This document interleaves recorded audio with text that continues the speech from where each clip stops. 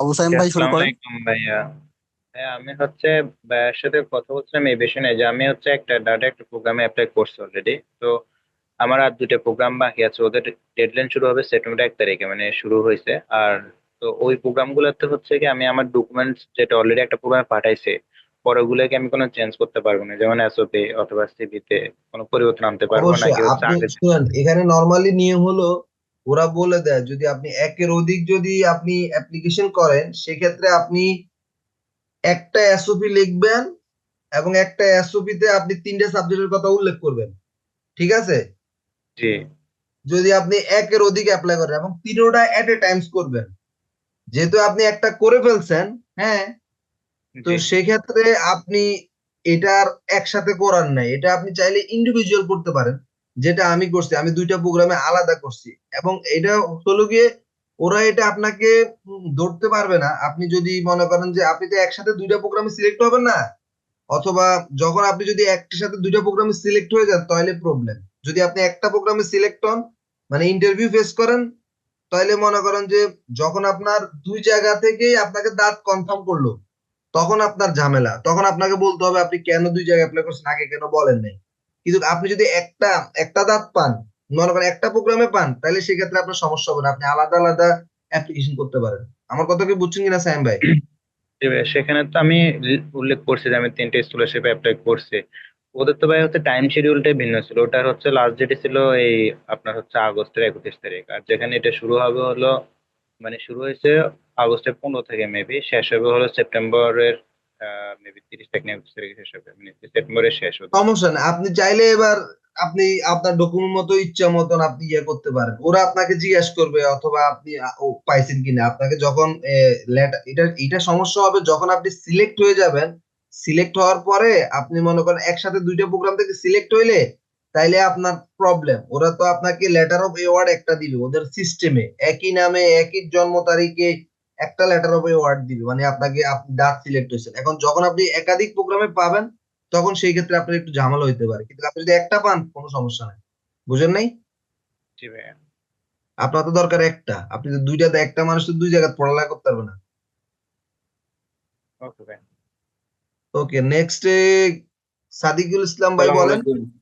জি, আসসালামু জি আলাইকুম ভাই, ভাই। বলেন ভাই। জুয়েল ভাই, আমি আপনাকে প্রথমে ধন্যবাদ যে আপনি সুন্দর মতো সবকিছু বলছেন। তারপরে আমার জাস্ট দুই তিনটা ছোট ছোট প্রশ্ন আছে ভাই। বলেন সেটা ভাই। হচ্ছে যে রিকমেন্ডেশন লেটারের ক্ষেত্রে যেটা বললেন যে জব হোল্ডার দ্বারা তার জবের অথরিটির কাছ থেকে একটা, প্রফেসরের কাছ থেকে একজন একটা, সেক্ষেত্রে হুম। আমি একটা প্রাইভেট ইউনিভার্সিটিতে আছি, তো আমি এখান থেকে কার কাছ থেকে নিতে পারি? এটা কি রেজিস্ট্রার বা আমার ডিপার্টমেন্ট ওইটা হেড? আপনি আপনি যে অথরিটি রেজিস্টার কোনো আপনি ওদের ওদের যে পেপার গুলো আছে আপনার রেজিস্টারের, ইউনিভার্সিটি পেপারে আপনি আপনার বস থেকে অথবা যে কোনো রেজিস্টার থেকে একটা সিগনেচার বা সিল মারি নিলে হয়েছে। এটা কোনো আপনার মনে করো যে আপনি এই সারাতেন নিবেন ওইরকম না, আপনি জাস্ট কত হলো গিয়ে ওরা জিনিসটা যাতে অথেন্টিক, ওরা যাতে বুঝে যে আপনি কাজটা করেন, জবটা করেন একটা ইনস্টিটিউশন থেকে মানে আপনি অফিসিয়াল জিনিসটা। অফিসিয়াল প্যাড, যেটা সেই অফিসিয়াল প্যাডে একটা হম রেকমেন্ডেশন হম লেটার যাবে, হম এই হম। তো? এবং এবং সাইন আপনার বস অথবা আপনার প্রফেসর যারেন থেকে নেন, ডাজেন্ট ম্যাটার, রেজিস্টার, এটা কোনো সমস্যা নেই। ওকে, বুঝেন ওকে। নাই? আচ্ছা, এইটা একটা গেল। আর আমার মাস্টার সুপারভাইজারের কাছ থেকে আমি যদি নেই, আচ্ছা, হ্যাঁ, বাংলাদেশে মাস্টার্স করলে সেই মাস্টার্স থেকে দেখানো ঠিক হবে কিনা?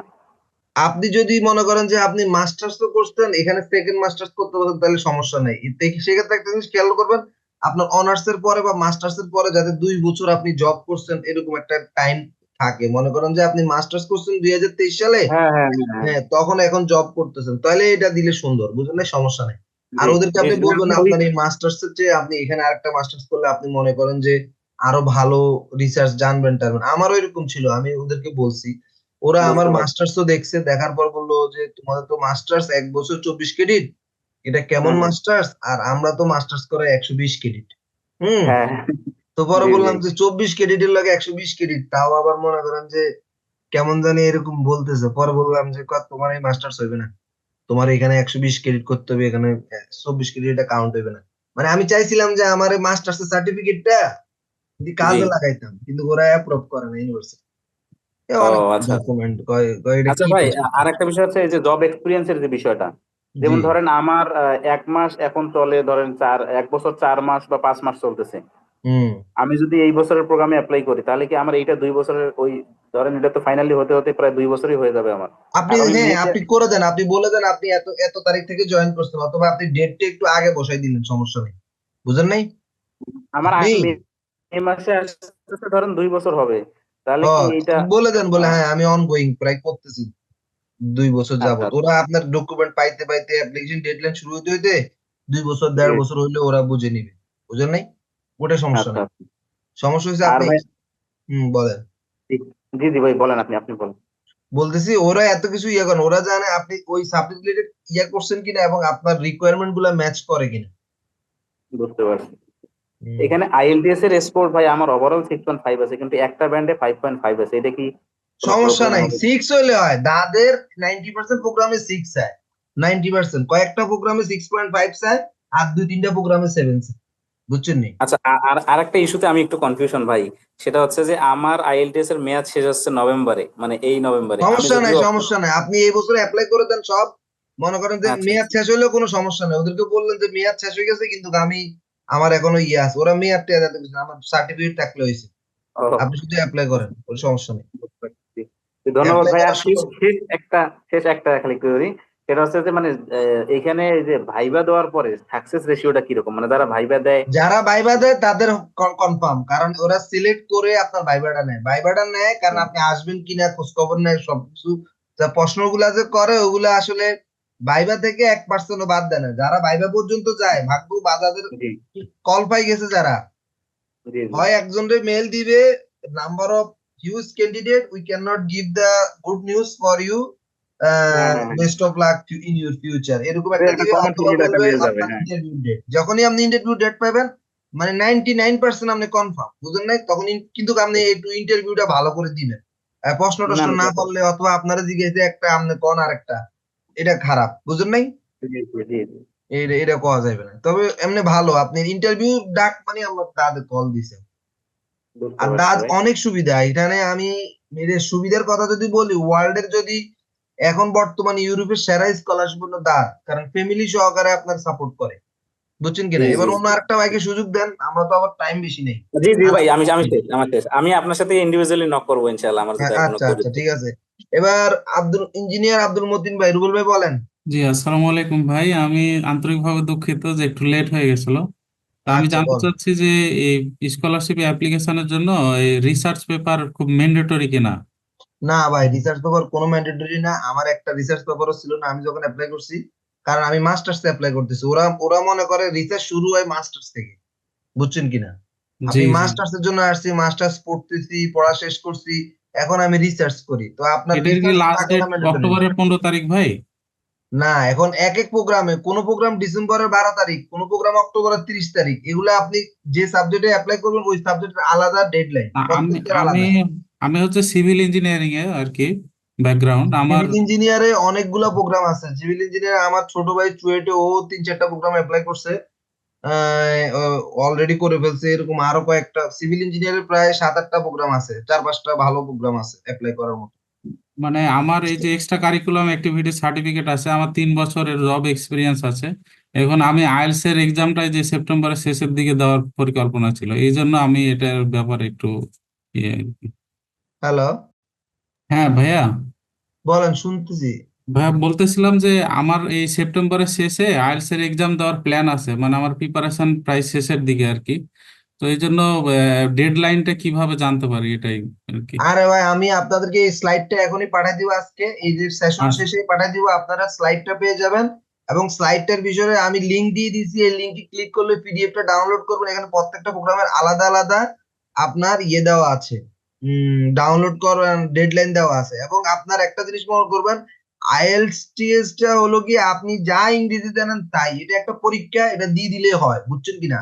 এটা জি ভাই। প্রিপারেশন নিয়েও আপনি তেমন কিছু করতে পারবেন না। আপনার যদি ছোটবেলা থেকে ইংলিশ ব্যাকগ্রাউন্ড মোটামুটি ওকে থাকে, তাহলে আপনি দিয়ে দিবেন।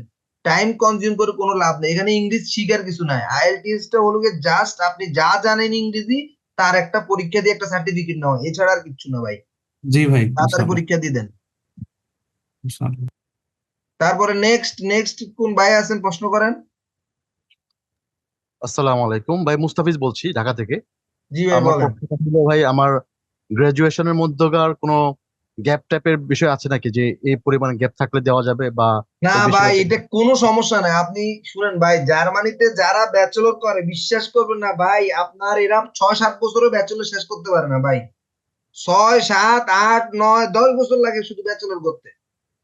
এমনও পাবলিক আছে 10 বছর পরে কয় যে আর পারবো না, ছাড়ে দিলাম ডিগ্রি, করবো না, হ্যাঁ, পাইতাম বয়সে কোনো ব্যারিয়ার আছে? না। কোনো বয়সের বেরি নাই এখানে। মনে করেন যে আমার তো 30 বছরও বেশি, হে 50 বছর, 49 বছর, হে আমার ক্লাসমেট, হে করে মাস্টার্স। বুঝেন নাই? কোনো বয়সের বেরিয়ার নাই এদেশে, কোনো সমস্যা নাই। আপনি মনে করেন যে কোনো সমস্যা নাই। সিজিপিএ কোনো ব্যারিয়ার আছে? না, মানে সিজিপিএ একটু এরকম বেরিয়ার সিজিপিএ আছে, পাইলে আপনার মনে করেন যে সম্ভাবনাটা বেশি, ফ্রি থাকলে বা ভালো। এর চেয়ে কম সিজিপিএ নেয় না, এরকম কোনো আলাপ না না ভাই, সাবজেক্ট বেজে? সিজিপিও কোনো সমস্যা নাই। আপনি শুধু ওদের রিকোয়ারমেন্ট ম্যাচ করলে যে প্রোগ্রামে অ্যাপ্লাই করবেন, ওরা মূলত দুটা জিনিস বেশি চেক করে। এক হলো আপনি যে সাবজেক্টে পড়ছেন, হ্যাঁ, ওই সাবজেক্টে আপনার নলেজ, মানে সাবজেক্টের যে প্রিভিয়াস ক্রেডিট, ওইটার সাথে আপনি এখন যে মাস্টার্সে যে প্রোগ্রামটা করবেন, ওই প্রোগ্রামটা সাদৃশ্য কিনা, মনে করেন যে ম্যাচ করে কিনা, এই জিনিসটা ওরা বেশি চায়। বুঝলেন না আমার কথা? মনে করেন আপনি পড়ছেন বাংলা, এখন আপনি যদি এসে ইংরেজি পড়েন তাহলে তো হবে না। ওরা মূলত এটা জিনিসটা বেশি চায় যে আপনি আগে যে সাবজেক্টটাতে পড়ছেন, ওই সাবজেক্টটার সাথে এখন যে সাবজেক্টটা পড়বেন, মানে আপনার যে আগের নলেজ আর এখনকার সাবজেক্টের নলেজ এক কিনা, মানে ক্রেডিটটা ম্যাচ করে কিনা। যদি ম্যাচ করে তাহলে আপনি মনে করেন যে অফার লেটার পান। বুঝেন নাই? এরপর অফার লেটার দেওয়ার পরে আপনাকে সিলেক্ট করবে। সিলেক্ট করার পরে আপনি যদি ভাগ্যবান হন, কারণ এখানে প্রোগ্রামে একটা দাঁত প্রোগ্রামে প্রায় আপনার 30 জন, না 100, 200, 150 এরকম অ্যাপ্লাই করে, এখান থেকে 7 জন 8 জনকে নেয়। বুঝছেন? 200-300 জন থেকে। ঠিক তো আছে। সেই ক্ষেত্রে আবার অনেকগুলো সুবিধা আছে। বাংলাদেশের জন্য বিভিন্ন দেশের কোটা ভাগ করা আছে। যেমন বাংলাদেশ থেকে যদি 10 জন অ্যাপ্লাই করে, এবার বাংলাদেশের 10 জনের থেকে একজনকে নিবে। এবার আপনার বাংলাদেশের 10 জনের থেকে কে ভালো তারে নিবে। বুঝেন নাই? জি বুঝছেন কিনা? জি জি। কম্পিটিশন কিন্তু এরকম ভাবে হয়। আচ্ছা, বুঝছেন সেখানে কিনা? ভাইয়া আমার জব এক্সপিরিয়েন্স, আমার যদি কোনো রিসার্চ পেপার বা কনফারেন্স পেপার থাকে, সেটা কি এক্সট্রা ভ্যালু অ্যাড করতে পারে?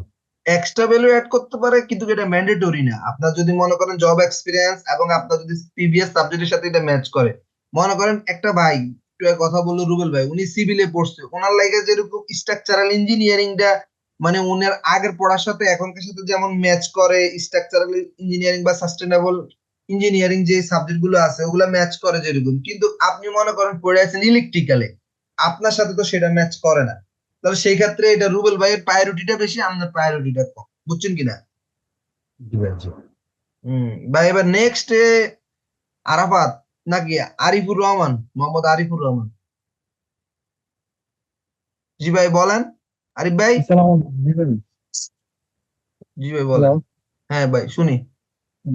বলতেছি যে আমার আইএস তো বড় 6 আছে, এটা সম্ভব না, কিন্তু আমার রাইটিং এ পারফরমেন্স হয়। আর একটা বিষয় হচ্ছে আমার জব এক্সপিরিয়েন্স বলতে আমার শিক্ষকতা করি আর কি, একটা প্রাইভেট স্কুলে শিক্ষকতা করি, হাই স্কুলে। ক্লাস পে করতেছি 2 বছর প্লাস। আর প্লাস হচ্ছে আপনার রিসার্চ অ্যাসিস্ট্যান্ট হিসেবে আছে ইসলামিক ব্রাঞ্চের সাথে আমাদের কথা। গত মাসে 25 তারিখে একটা পাবলিকেশন হয়েছে। তো আরেকটা কন্টিনিউ আছে। আমার সাবজেক্ট হচ্ছে কেমিস্ট্রি, কিন্তু আমি চাচ্ছি যে আপনার এনভায়রনমেন্টাল কেমিস্ট্রি বা আপনার সাস্টেনেবল কেমিস্ট্রি নিয়ে করার জন্য তো কিছু সাবজেক্ট কোর্স করছে। এখন এক্ষেত্রে স্যালারি এক্সপেক্টেড কি দেওয়া লাগবে এক্ষেত্রে? স্যালারি কি বলছেন? ইউনিভার্সিটিতে জব এক্সপিরিয়েন্স এর যে বিষয়টা, ওইটার ক্ষেত্রে কি প্রতিষ্ঠানের প্রধান থেকে একটা রিকমেন্ডেশন লেটার নিলেন, প্লাস কি জবে আপনার জবের স্যালারি যে document, ওটা কি না না না, ওইরকম প্রয়োজন? স্যালারির কিছু লাগবে না। ওরা চাচ্ছে যে আপনি যেখানে জব করছেন ওইখান থেকে আপনাকে একটা টু হোম ইট মে কনসার্ন, মানে আপনি ওইখানে জব করছেন, আপনার একটা সার্টিফিকেট দিতে, আপনি জাস্ট একটা নিজে সার্টিফিকেট লিখবেন, অথবা ওরা লিখকে আপনারা দিবে, সাইন সিপ মারা দিবে যে আমি এত থেকে এত বছর এখানে জব করছি, আমি এখানে এই কাজ করছি, আমার অ্যাক্টিভিটিস গুলো এরকম, আমি এরকম একটা জব করছি। এটা হলো গিয়ে আপনার একটা প্রশ্নের উত্তর। আরেকটা হলো গিয়ে আইএলস এর কথা বললেন 6, কোনো সমস্যা নেই, অনেক প্রোগ্রামে অ্যাপ্লাই করা যায়। আপনার সাবজেক্টের সাথে যেগুলা সুবিধা সেগুলো আপনি অ্যাপ্লাই করবেন। বুঝছেন কিনা? কারণ এইখানে অ্যাপ্লাই করার জন্য আপনার যে জিনিসটা লাগে সেই জিনিসটা হলো গিয়ে আপনার মূলত জব জব 2 বছরের মতো লাগে। আমার হাতে 2 মিনিটের মতো সময় আছে। দেন যদি আপনারা যদি কারো কোনো স্পেশাল কোশ্চেন থাকে তাহলে আমার নাম্বার দেওয়া আছে লাইভ বের কাছ থেকে আমাকে মেসেজ দিতে পারেন, ভয়েস অথবা যে কোনো ইনফরমেশন হেল্প করলে ডকুমেন্ট চেক করে দিব ইনশাল্লাহ, চেষ্টা করব। দেন আরিফুর রহমান ভাই শেষ, এবার হলো গিয়ে আসিফ আল আসসালামু মাহমুদ। আলাইকুম। জি ভাই বলেন। জি আসসালামু আলাইকুম ভাই, বখতিয়ার আমি ভাই। আসিফ। জি ভাই বলেন। জি ভাই, মানে আমি মাস্টার্স করতেছি এখন, আর এসি 2 বছরের 1.5 বছর প্লাস আর কি। মানে হুম। রিসার্চ অ্যাসিস্ট্যান্টশিপ দেখায় কি যাওয়া যাবে কিনা, আমার সাবজেক্ট ছিল হ্যাঁ বায়োকেম। যাবে যাবে ভাই, রিসার্চ অ্যাসিস্ট্যান্টে আমি অ্যাপ্লাই করছি, সমস্যা নাই। আপনি ওইটা জব এক্সপিরিয়েন্স দেখান যাবে, ওইটা দিয়ে আপনি অ্যাপ্লাই করেন ইনশাআল্লাহ, হবে, সমস্যা নাই। ঠিক আছে দেন ভাই। বখতিয়ার ফাহিম ভাই বলেন, লাস্ট কোশ্চেন বখতিয়ার ফাহিম ভাই। আসসালামু আলাইকুম রহমতুল্লাহ। জি ভাই। আমি তো এখন অনার্স 4th ইয়ার আছি, আগামী বছর হয়তো মে জুনে ফাইনাল হবে। তো আমি এখন থেকে বিভিন্ন ডকুমেন্টস গুলো রেডি করতেছি, প্রস্তুতি নিচ্ছি আর কি। তবে আমরা যেহেতু ইনশাআল্লাহ জাতীয় ইনশাআল্লাহ আপনি হলেন সবার আগে। আপনি এখন থেকে মনে করেন যে একটা জব অথবা কোনো আপনার সাবজেক্টের সাথে কোন কোন সাবজেক্টে অ্যাপ্লাই করবেন, আপনি এখন থেকে মনে করেন যে অনার্স শেষ করার আমি আগে। বিবিএ তে আছি, তো এমবিএ এর জন্য ওরকম চিন্তা করবো আর কি। হুম, ইনশাআল্লাহ তো ইনশাআল্লাহ। একটা বিষয় আপনার আপনার এই আলোচনাগুলো শুনে মানে অনেকটা সহজ মনে হলো আর কি। মানে স্বাভাবিকভাবে আমরা যেভাবে কঠিন করে ফেলি ডকুমেন্টস গুলো বা অন্যান্য রিকোয়ারমেন্টস, তো আপনার আপনার উপস্থাপনা গুলো মানে সহজ লাগলো। তো এক্ষেত্রে ও আমাদের আসলে জাতীয় বিশ্ববিদ্যালয়ে যে সমস্যাটা, আমরা আসলে ওই মধ্যবিত্ত ফ্যামিলিরাই তো জাতীয় বিশ্ববিদ্যালয়ে পড়তে হয়। এরপরে হচ্ছে কি আমাদের এক্সট্রা কারিকুলার অ্যাক্টিভিটিস গুলো কম। তো এগুলো আমি হুম। এমনি বাইরের অন্যান্য দিকে বিভিন্ন প্রোগ্রাম গুলোতে অ্যাটেন্ড করে বিভিন্ন ডকুমেন্টস গুলো নিচ্ছি। এটা পাশাপাশি আমি একটা স্কুলেও জব করে টিউশন করে কিছু টাকাও জমা করতেছি আর কি। মানে ইনশাআল্লাহ ইনশাআল্লাহ, আল্লাহ ভরসা হয়ে যাবে, সমস্যা নাই। জাতীয় সেক্ষেত্রে বিশ্ববিদ্যালয় থেকে দাঁত পাইছে, আমার অনেক রেকর্ড আছে, কোনো সমস্যা নেই।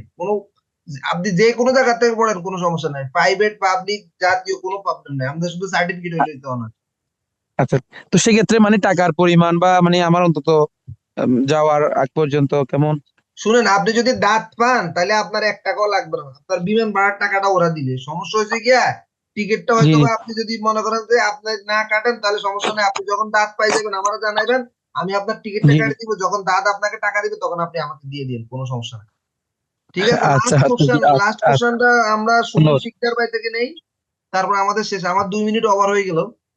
আসসালামু আলাইকুম ভাই, আমার কোশ্চেন, আমি যে কোম্পানিতে জব করতেছি, আহ, হুম। ওনাদের কোম্পানিতে কি দাঁত অথরিটি মেল দিয়ে ভেরিফাই করবে যে আমি জব করি কিনা, বা না না, এটা এটা রিকমেন্ডেশন আসলে লেটার ওরা ব্যাপারে? করে না। ওরা আসলে করে না, ওরা ভেরিফাই করার এত টাইম নেই। ওরা শুধু আপনি কাগজপত্রটা যদি ওরা সন্দেহ মনে করে অথবা ফেক মনে হয় তাহলে হয়তো বা তারা মেল করতে পারে, যদি আপনি ফলস কিছু দিয়ে থাকেন। নর্মালি এরা করে না, ওরা কিছু করার সুযোগও নেই, ওদের এত সময় নেই, করবে না। যদি আপনার ওদের কাছে ডাউট মনে হয় অথবা কোনো ধরনের ত্রুটিপূর্ণ মনে হয় তখন ওরা মেল করতে পারে, কিন্তু ওরা করবে না, এটা এটা ধরে রাখেন।